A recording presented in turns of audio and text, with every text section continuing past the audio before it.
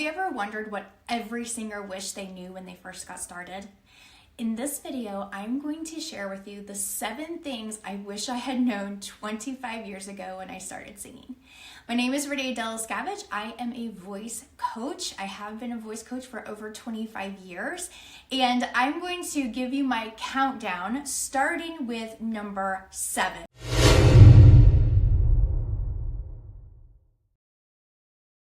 So number 7, I wish I knew that diction doesn't always have to be explosive. So my background in academia is classical singing, and I was in a lot of choirs and that kind of thing. And so in those types of genres and in those environments, naturally we're going to be told that you really have to explode your diction. That's the best way to bring energy to the sound, and that's true of contemporary styles too. However, when I started singing in more contemporary styles and worship music and this kind of stuff, I was bringing that same kind of diction, that same kind of energy in the diction, exploding on it, spitting out all the diction to those genres, and it was not the best fit. So I wish somebody would have said, Renee, when you sing more contemporary styles, you don't have the same rules when it comes to diction.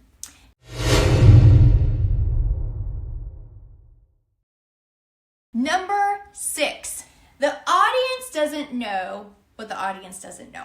Oftentimes as singers, we are so hard on ourselves and we want everything to be perfect. We want to do a wonderful performance. And yes, singing for excellence and working towards excellence is important. I would never tell a student not to be prepared. However, there's so many times when I sang the words wrong, or I repeated the first verse as the second verse and forgot the words of the first verse. And here's the truth. The audience doesn't know. They don't know that I changed the words around. They don't know that I sang, there's this one chorus of Firework, Katy Perry, Firework, and I have a tendency to switch the second half of the chorus with the first half of the chorus.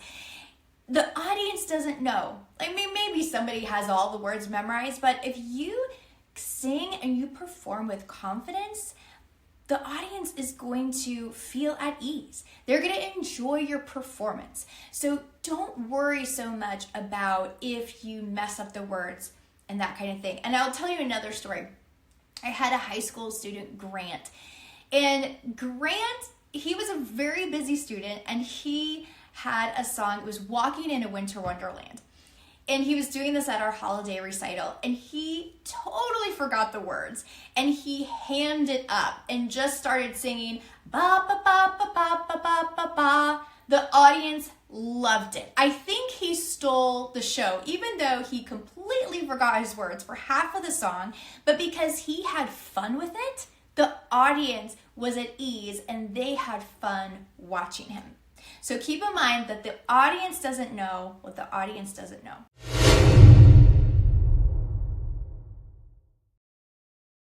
Number 5, a solid performance starts with a good night's sleep. So if you have been watching videos from my channel, you know that I'm a big believer in that your instrument is your body, your whole body. And what does our body need? It needs sleep. It needs rest. We need to be taking care of our body. So when I was in college, I remember my voice teacher, I would go into my lesson in the morning or whenever it was, and she said, I bet I could tell you within 5 minutes what time you went to bed last night.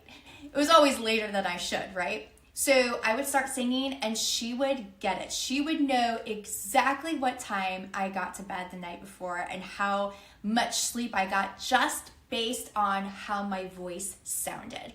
So it is so true that in order to have a solid rock star performance, do prioritize sleep the day before.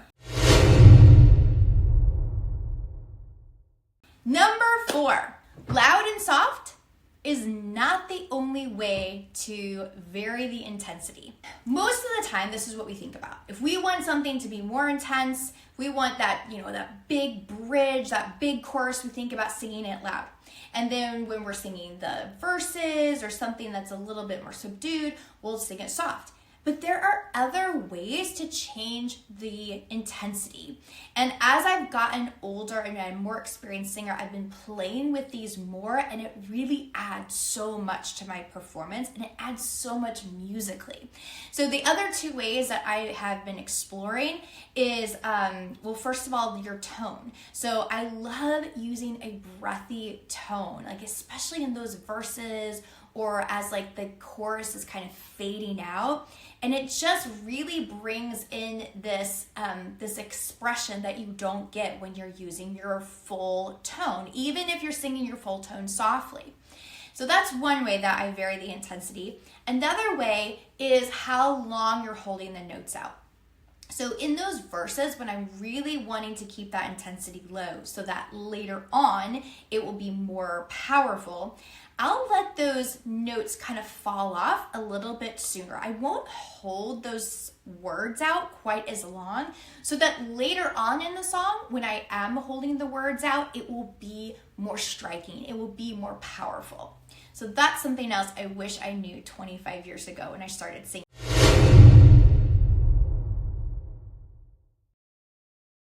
Number 3, we're getting down to the top 3 right here. Number 3, being expressive is more important than being perfect. So as a classically trained singer, I grew up doing classical piano, classical voice in college and for my master's, and it's really taught to us to execute what's on the page, to interpret the music and execute all the rhythms, execute the pitches, execute the phrasing, all of that perfectly. But as a type A person, sometimes it's easy to miss being expressive. And I wish that I had spent more time really thinking through, what does this song mean? What is the story here that I'm telling? And instead, I spent much more time thinking about, what's the technique I want to sing with? What are the pitches that I need to get here? What is the correct rhythm? And those things are important. I wouldn't tell you not to focus on them, but I wish I had found a better balance between focusing on technique and executing what's on the page, and also focusing on the story that I'm telling and being more expressive.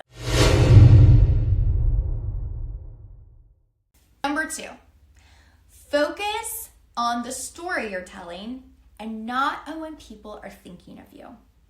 I cannot tell you how many times I walked into a performing opportunity and was like looking to see who was in the audience. Who am I going to be most intimidated by? Who here has a music degree? Who here knows how to sing? And I would be focusing on, what are they thinking of this? What are they thinking of how I am singing this song? What are they thinking of my tone quality? Do they think I'm pitchy? All of these worries and fears, and that's what I was thinking about, which I'm sure negatively impacted my sound. Now, 25 years later, after having 25 years of experience, I want to focus on what I'm singing about. I want to focus on what is the story, what is the emotion that I want my audience to feel as they're listening to this song. I want my audience to take something away, whatever that is.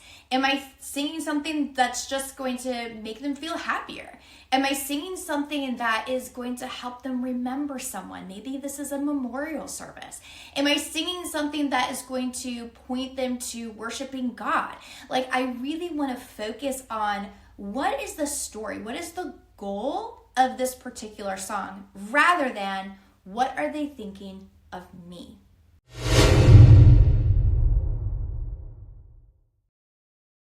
And number 1, this is the number 1 thing I wish I knew 25 years ago when I started singing, and that is, chest voice is not the only way to sing with power.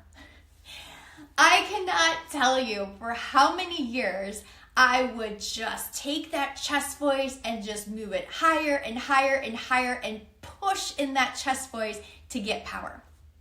A lot of the time it was successful, but my voice would wear out.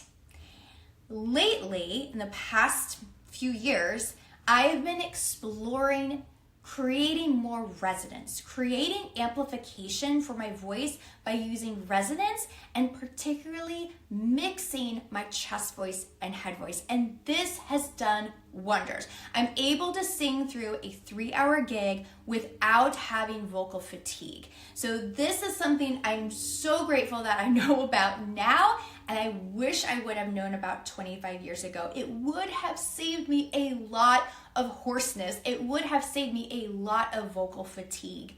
I wish I knew that pushing in the chest voice is not a technique for longevity, for singing for a long time. So that is the number one thing I wish I knew 25 years ago. And if you want to have some customized training on any of these 7 things in your singing journey, feel free to reach out to me. You can email me at reneemusicstudio.com. Renee is Renee, Renee@reneesmusicstudio.com, and I would love to help you on your singing journey.